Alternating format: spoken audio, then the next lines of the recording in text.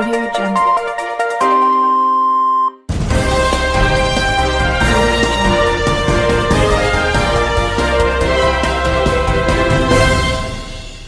నమస్కారం RK communication city news కి స్వాగతం.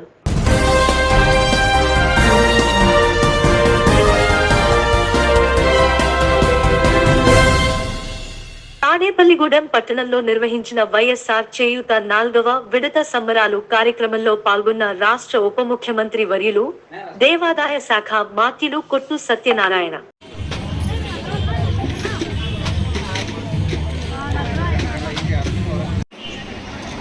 Okay sir.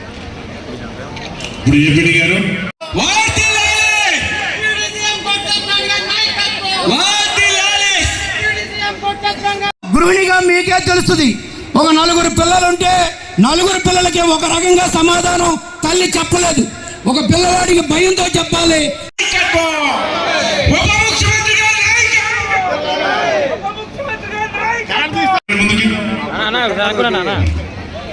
కొంతమంది ఆర్పీలు కూడా పైకి వచ్చేయచ్చు, పర్వాలేదు. దయచేసి అందరినీ కూడా ఓరి మీ దగ్గర నుండి సెలవు తీసుకుంటా. జై హింద్. సత్యాన్ని ఎరిగినటువంటి నాయకుడు కాబట్టి మన నాయకుడు ఆ పని మనందరూ గమనించాలి. ఈ విధంగా మన నియోజకవర్గంలో ఇంత అభివృద్ధిని, సంక్షేమాన్ని నిరంతరం 24 గంటలు మరి పడుకున్నా కూర్చున్న ఆలోచన ఆ బ్రెయిన్లో ఎప్పుడూ కూడా మన ప్రజల మీదే పెట్టుకున్నటువంటి ఏకైక వ్యక్తి చట్టసభ.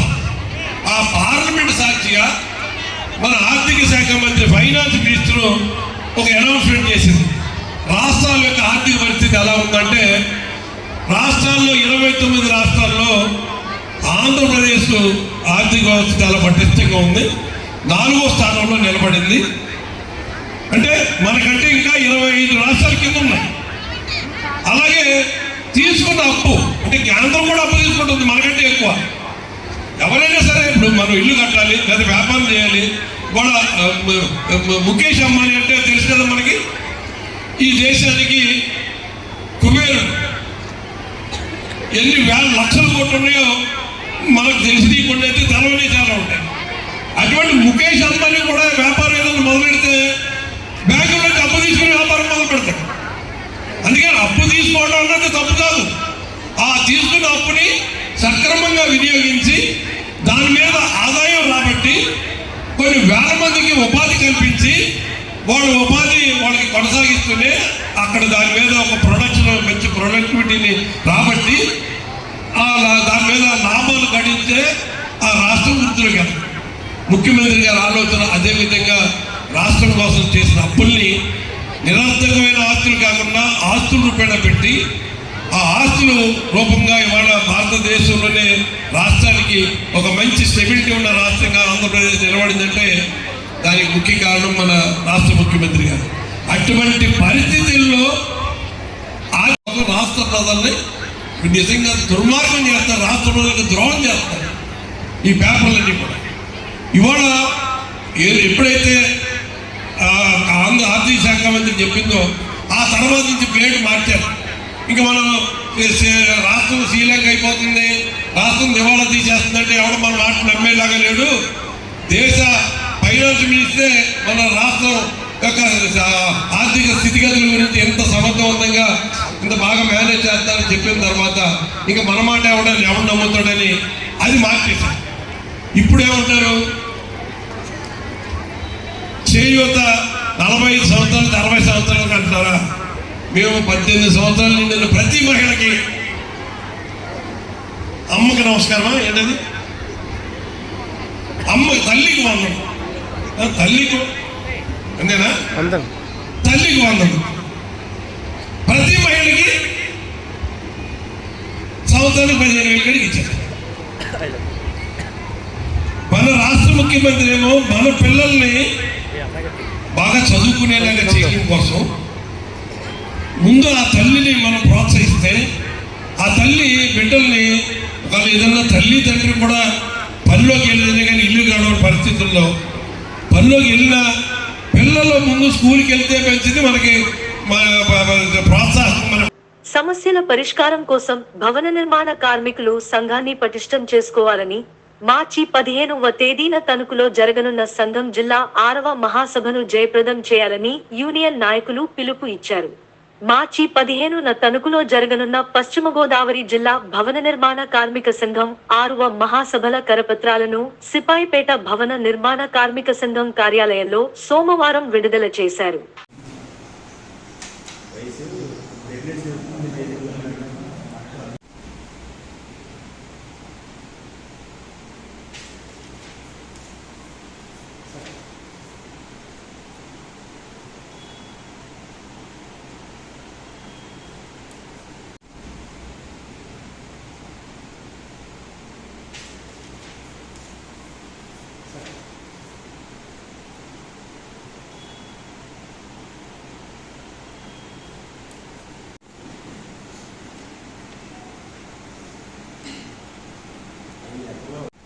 నా మొబైల్లో కూడా నా మొబైల్లో బాగా వస్తుందని నమ్మకం.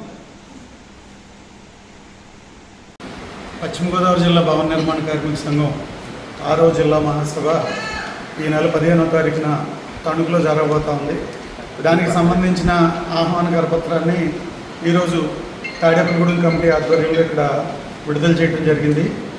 దీనికి రాష్ట్ర అధ్యక్షులు ఉప్పాల సత్యనారాయణ గారు గుంటూరు నుంచి, అలాగే రాష్ట్ర ప్రధాన కార్యదర్శి పడాల రమణ గారు విశాఖపట్నం నుంచి వస్తున్నారు. అలాగే జిల్లాలో ఉండే సీనియర్ నాయకులు అన్ని పట్టణాల నుంచి కూడా ప్రెసిడెంట్లు, సెక్రటరీలు, కమిటీ మెంబర్లు అందరూ కూడా దీనికి హాజరవుతారు. ప్రతి 3 ఏళ్లకి ఒకసారి జిల్లా మహాసభ జరగడం అనేది ఈ యూనియన్లో ఒక ట్రేడ్ యూనియన్ చట్ట ప్రకారం ఇది ఒక పద్ధతి. అందుకోసం ఈ కమిటీ పాత కమిటీ ఆధ్వర్యంలో జరిగిన కార్యక్రమాలన్నింటినీ చర్చించుకుని, అలాగే భవిష్యత్తులో ఏ కార్యక్రమాలు చేయాలనేది కూడా ఈ మహాసభలో నిర్ణయించుకుంటారు. ముఖ్యంగా ఈ జిల్లాలో పశ్చిమ గోదావరి జిల్లాలో, ఉమ్మడి పశ్చిమ గోదావరి జిల్లాలో సుమారు భవన నిర్మాణ రంగంలో 3 లక్షల మంది పనిచేస్తున్నారు. ఏ పనిలో అయితే, గ్రామాలు అయితే, టౌన్లో అయితే, పెద్ద పట్టణాల్లో అయితే. వీళ్ళు 3 లక్షల మందిలో 1.5 లక్ష మంది వెల్ఫేర్ బోర్డులో మెంబర్స్ అయ్యారు. అంటే ఇంకా 1.5 లక్ష మంది వెల్ఫేర్ బోర్డులో మెంబర్స్ కాకుండా బయట ఉండిపోయారు. వాళ్ళందరినీ వెల్ఫేర్ బోర్డులో చేర్పించాలని యూనియన్ ఒక లక్ష్యంగా పెట్టుకుంది. అలాగే ఈ 1.5 లక్ష మంది చేరినా సరే ఇంతకుముందు మిగిలిన యూనియన్ కమిటీ బాధ్యులు అందరూ చెప్పినట్టు ఈ ప్రభుత్వం వచ్చిన తర్వాత వెల్ఫేర్ బోర్డుని నిర్వీర్యం చేసింది. దానికి ఒక యంత్రాంగం లేకుండా చేసింది. దీని నిధులన్నింటినీ కూడా సుమారు 4-5 వేల కోట్ల రూపాయలు దీనికి వచ్చిన ఫండ్స్ని దారి మళ్లించి రాష్ట్ర ప్రభుత్వం సొంత కార్యక్రమాల కోసం ఈ డబ్బులు వాడతాం. సుప్రీంకోర్టు ఆదేశాల మేరకు ఎన్నికల బాండ్లు వివరాలు స్టేట్ బ్యాంక్ ఆఫ్ ఇండియా వెంటనే ప్రకటించాలని, కేంద్ర ఎన్నికల సంఘానికి ఇవ్వాలని కోరుతూ తాడేపల్లిగూడెం సిపిఎం పార్టీ పట్టణ కమిటీ ఆధ్వర్యంలో స్థానిక state Bank of India market yard branch manager గారికి మెమోరాండం ఇవ్వడం జరిగింది.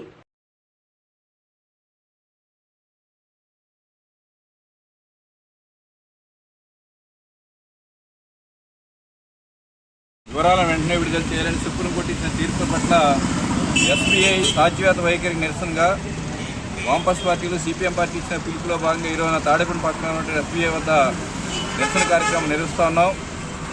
సుప్రీంకోర్టు చాలా స్పష్టంగా చెప్పింది, ఈ ఎన్నికల బాండ్ల విధానం అనేది రాజ్యాంగ విరుద్ధమైనది.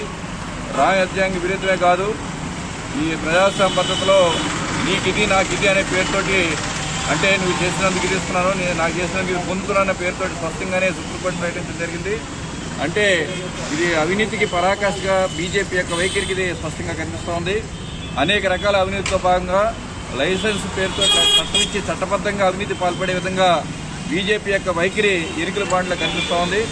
ఎన్నికల బాండ్ల పేరుతోటి కోట్లాది రూపాయలు, వేలాది కోట్ల రూపాయలని ఇవాళ దేశంలో ఉన్నటువంటి పెద్దల కోటీశ్వరుల దగ్గర నుంచి రూపాయలు తీసుకొని ఈ రూపాయల్లో ఎన్నికల్లో ద్వారా విపరీతంగా డబ్బుని వెల్లజల్లి మళ్ళీ ఎన్నికల్లో రావడం కోసం బీజేపీ కనిపిస్తూ ఉంది. మరి దేశంలో ఇప్పటికే లెక్కల ప్రకారం చూస్తే ఎన్నికల బాండ్ల ద్వారా దేశంలోనే అత్యధిక కోట్ల రూపాయల సొమ్ము ఈరోజున బీజేపీకి వచ్చిందంటే ఈ అవినీతి ఎంతవరకు బీజేపీ పాల్పడింది అనేది మనకు అర్థమవుతుంది. నరేంద్ర మోడీ నాయకత్వం అనేటువంటి బీజేపీ ప్రభుత్వం అనేక రకాల్లో ఉన్న ప్రజాస్వామ్య హక్కుల్ని కూని చేసింది. ప్రజాస్వామ్య ఎన్నికైన వాళ్ళని కిందకి దించేసింది. అలాగే వాళ్ళందరినీ కూడా తనకు అనుకూలంగా మార్చుకుంది. అన్ని ప్రజాస్వామ్య సంస్థలు నాశనం చేసింది. ఎన్నికల కమిషన్ అనేది తన చేతిలో పెట్టుకుంది. అనేక కేంద్ర సంఘాలని సంస్థల్ని తన చేతుల్లో పెట్టుకొని తన విరోధుల మీద దాడులు చేసే పరిస్థితి చేస్తోంది. ఇప్పుడు కూడా ఎన్నికల బాండ్ల పేరుతో ఈ విధంగా చేయడం అనేది మనకు కనిపిస్తుంటే మరి ఎస్బీఐ ఇచ్చినటువంటి తీర్పు ఏదైతే చూస్తుంటే సుప్రీంకోర్టు ఇచ్చిన తీర్పుని ఎస్బీఐ ధిక్కరిస్తూ ఉంది. ఇది కోర్టు ధిక్కారం సంబంధించిన విషయం. మా దగ్గర లెక్కలే ఏం చెప్పడం అంటే ఎన్నికలు వెంటనే రాబోతున్నాయి, ఎన్నికలు నోటిఫికేషన్ రాబోతోంది. 116 రోజుల వరకు మేము ఇవ్వలేమని చెప్పడం అంటే ఎన్నికల సంఘాన్ని ఎన్నికలకి సంబంధించినటువంటి ఈ లోపల ఎన్నికలు చెప్పే పరిస్థితి ఉంది. కాబట్టి సుప్రీంకోర్టు ధిక్కరించే విధంగా ఉన్నటువంటి ఎస్బీఐ వైఖరి తీవ్రంగా ఖండిస్తున్నాం. వెంటనే వివరాలు తెలిసి ఈ ప్రజాస్వామ్యాన్ని కాపాడాల్సిన అవసరం ఉందని చెప్పి ఎస్బీఐని డిమాండ్ చేస్తున్నాం. మార్చి 6 లోపు ఈ ఎన్నికల బాండ్ల వివరాల మీద స్టేట్ బ్యాంక్ ఆఫ్ ఇండియా వివరణివ్వాలని సుప్రీంకోర్టు ఇచ్చిన తీర్పుని బేఖాతరు చేస్తూ ఎస్బీఐ 116 రోజులు గడువుని ప్రకటించడం సిగ్గుచేటైన విషయం.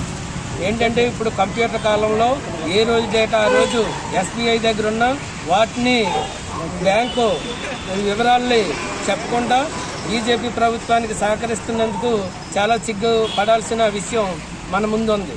ఏంటంటే ఈ దేశంలో ఉన్నటువంటి ప్రజానీకం ప్రతి వస్తువుల మీద జీఎస్టీల రూపంలోనూ 5 లక్షలు దాటితే వివరాలు అన్నీ కూడా సెంట్రల్ గవర్నమెంట్కి ఇవ్వడం జరుగుతుంది. అలాగే బ్యాంకు ఖాతాదారులు కూడా ప్రతిరోజు ఈ వివరాల్ని ఏ రోజుకి ఆ రోజు సెంట్రల్ బ్యాంకు పంపినా ఈ రోజున ఎన్నికల బాండ్ల వివరాలు మా దగ్గర లేవు, మాకు 116 రోజులు కావాలి టైం అని జూన్ 30 కల్లా ఇస్తామని చెప్పడం చాలా హాస్యాస్పదంగా ఉంది. కాబట్టి ఈ బీజేపీ ప్రభుత్వం అనుసరిస్తున్న విధానాలకి ఈ స్టేట్ బ్యాంకులో ఉన్నటువంటి నాయకులు ఉద్యోగులు కూడా వాళ్ళకి అనుకూలంగా తయారవడం చాలా బాధాకరమైన విషయం. ఏంటంటే ఈ దేశంలో ఉన్నటువంటి ఎన్నికల బాండ్లు వీళ్ళు ఎన్నికల్లో డబ్బుని విపరీతంగా ఖర్చు పెట్టడానికి తను అనుకూలంగా మార్చడానికి ఎన్నికల బాండ్లు తీసుకొచ్చారు. ఇది సిపిఎం పార్టీ తీవ్రంగా ఖండిస్తూ ఉంది. ఈ రోజున తాడేపల్లిగూడెం మార్కెట్ యార్డు బ్రాంచ్ వద్ద నిరసన కార్యక్రమం తెలుపుతూ బ్యాంక్ మేనేజర్ గారికి మెమోరాండం ఇవ్వడం జరుగుతుంది. తాడేపల్లిగూడెం పట్టణంలో ఆదిత్య ఇంగ్లీష్ మీడియం స్కూల్లో 6వ వార్షికోత్సవ ఉత్సవాలు నిర్వహించారు. ఈ కార్యక్రమంలో పిల్లలు వివిధ వేషధారణలో నృత్య ప్రదర్శనలు చేశారు. అనేక రకాలైనటువంటి సాంస్కృతిక కార్యక్రమాలు చేపట్టారు. ఈ కార్యక్రమానికి ముఖ్య అతిథిగా ఆర్డీఓ కె చెన్నయ్య మరియు ప్రముఖ psychologist and career counsellor S. Sudheer Kumar, Aditya విద్యాసంస్థల యొక్క చైర్మన్ ఎన్ శేషారెడ్డి పాల్గొన్నారు.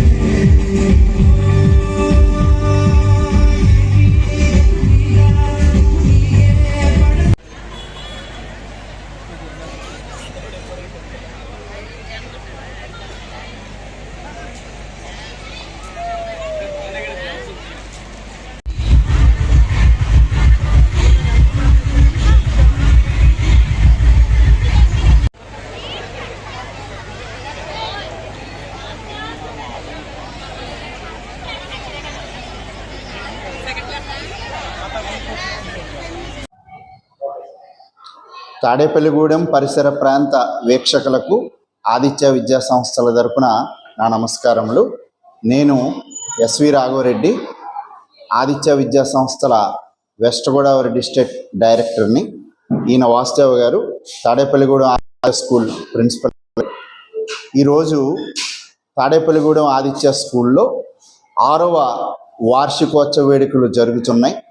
సో చాలా ఆనందంగా పేరెంట్ కమ్యూనిటీ అంతా వచ్చారు. పిల్లలు కూడా చాలా ఆనందంగా, యాక్టివ్గా, ఉత్సాహంగా ఇందులో పాల్గొంటున్నారు. ఈనాటి 6th యాన్యువల్ డేకి ముఖ్య అతిథిగా మన తాడేపల్లిగూడెం ఆర్డీఓ గారు చెన్నై గారు, అలాగే మంచి కౌన్సిలర్ హైదరాబాద్ నుంచి సుధీర్ గారు విచ్చేయటం జరిగింది. అలాగే మా ఆదిత్య విద్యా సంస్థల చైర్మన్ శేషారెడ్డి గారు, స్కూల్స్ డైరెక్టర్ శృతిరెడ్డి గారు, స్థానిక తాడేపల్లిగూడెం ఆదిత్య విద్యా సంస్థల డైరెక్టర్ శ్రీనివాసరెడ్డి గారు అందరూ పాల్గొన్నారు. సో ఇక్కడ ఆదిత్య ప్రస్థానంకి వచ్చేసరికి 1984లో అంటే సరిగ్గా 40 సంవత్సరాల క్రితం కాకినాడలో 40 మందితో ఆదిత్య అకాడమీ స్థాపించడం జరిగింది. ఈ 40 సంవత్సరాల్లో అంచెలంచెలుగా స్కూల్స్, జూనియర్ కాలేజీలు, డిగ్రీ కళాశాలలు, అలాగే ఎడ్యుకేషన్కి సంబంధించిన అన్ని, ఒక మెడికల్ తప్ప అన్ని, ఇంజనీరింగ్, ఫార్మసీ, పోస్ట్ గ్రాడ్యుయేషన్స్ అన్ని కళాశాలలో కూడా ఆదిత్య వర్క్షన్ కింద చేరడం జరిగిందని చెప్పడానికి చాలా ఆనందిస్తున్నాను. అలాగే రాష్ట్ర ప్రభుత్వం కూడా రీసెంట్గా మా ఆదిత్య ఇంజనీరింగ్ కాలేజెస్ ఏవైతే గ్రాడ్యుయేషన్కి సంబంధించిన ఉందో 200 ఎకరాల్లో సూరంపాలెంలో సామర్లకోట దగ్గర ఆ క్యాంపస్ని యూనివర్సిటీగా ప్రకటించడం కూడా జరిగింది. రాష్ట్రంలో 3 కళాశాలకు మాత్రమే ఈ గుర్తింపు వచ్చింది. అందులో మన ఆదిత్య ఒకటని చెప్పడానికి చాలా ఆనందిస్తున్నాను. ముఖ్యంగా మన తాడేపల్లిగూడెం స్కూల్కి వచ్చేసరికి మా ప్రత్యేకత ఏంటంటే, ఏ స్కూల్లో అయినా రాష్ట్ర ప్రభుత్వం ఇచ్చిన సిలబస్ని బోధిస్తారు. ఆ సిలబస్తో పాటు ప్రజెంట్ జనరేషన్కి పోటీ పరీక్షలకు ఏమైతే అవసరం ఉందో వాటికి సన్నద్ధం చేయడానికి రామాంజు మ్యాథ్స్ టాలెంట్ టెస్ట్ కానివ్వండి, సాక్షి స్పెల్ బీ కానివ్వండి, ఇంటర్నేషనల్ ఒలింపియాడ్ ఎగ్జామ్స్, అది ఇంగ్లీష్లో, తెలుగులో, హిందీలో, సోషల్లో, మ్యాథ్స్లో, సైన్స్లో అన్నిటిలోని కూడా మొదటి రోజు నుంచి జూన్ 12వ తారీఖు నుంచి స్కూల్ స్థాపించిన రోజు నుంచి కూడా అకాడమిక్స్తో పాటు కాంపిటేటివ్ కోచింగ్ ఎందుకంటే ఉంది, డిజిటల్ క్లాస్ ఉన్నాయి, కంప్యూటర్ ల్యాబ్ ఉంది, అలాగే 1000కి పైగా ఉన్న లైబ్రరీ ఉంది. అంటే మా ఆదిత్య ప్రణాళిక ఏంటంటే కేవలం పాఠశాలలో పోటీ, జనరల్ నాలెడ్జ్ ఉంది.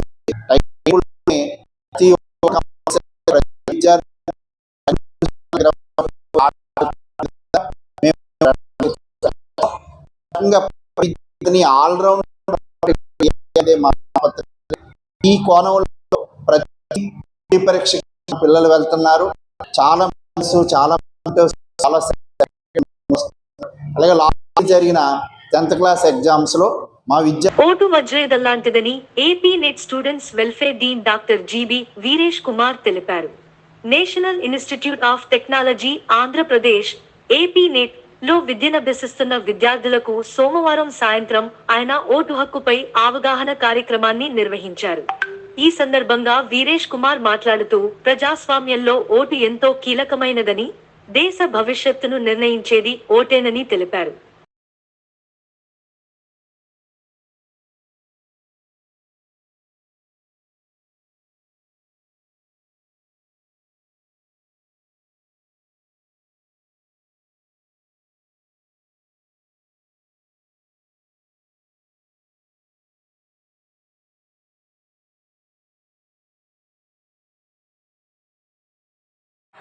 Young voters like you, me and all of us. The Constitution of India gives voting as a fundamental right to everyone who has turned the age of 18 or more. As you all know, the elections of Andhra Pradesh will be held in April 20. There is a sample voter helpline which is available on both Play Store and App Store. So you will be getting a digital copy of your voter ID within 2 weeks after verification, and you will be getting a physical copy after 4 weeks. So please do cast your vote. Turn 18 in this term of election. All of you are eligible to vote. So how many of you have voter IDs? Just raise your hand.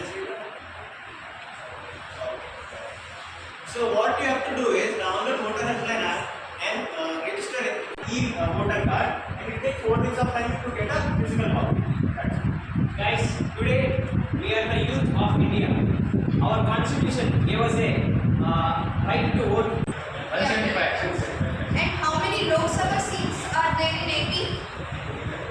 వార్తలు ఇంతటితో సమాప్తం. నమస్కారం.